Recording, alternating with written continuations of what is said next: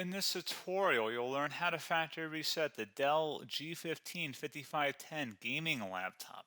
Follow the Windows recovery steps to fix software problems and restore the system to factory defaults. So this should hopefully be a pretty straightforward process, guys, and without further ado, let's go ahead and jump right into it. It's supposed to not delete your personal files.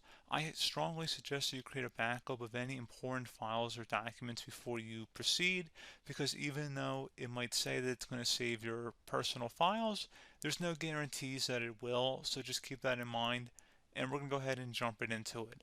So we're going to go ahead and start by right-clicking on the Windows Start menu, and we're going to select Settings.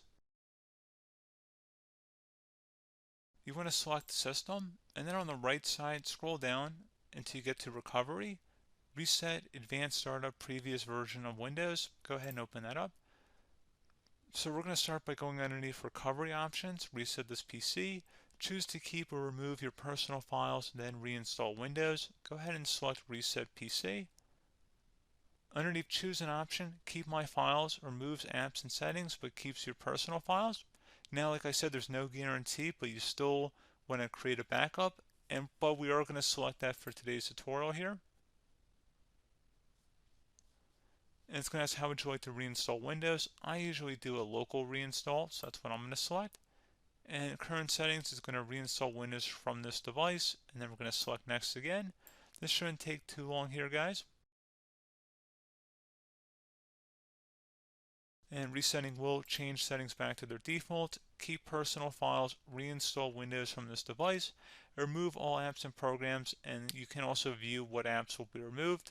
This will take some time and your PC will restart. These are the apps that will be removed, so take note of that. So you're definitely going to have to reinstall some stuff once it's done. So it looks like I accidentally closed out of there, so I'm just going to go back to exactly where we were. And we're just going to go ahead and proceed with the reset here and select reset.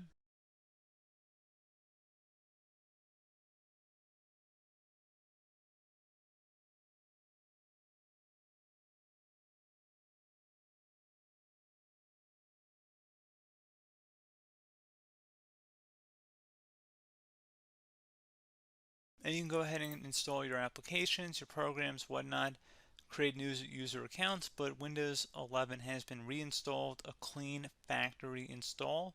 So pretty straightforward process.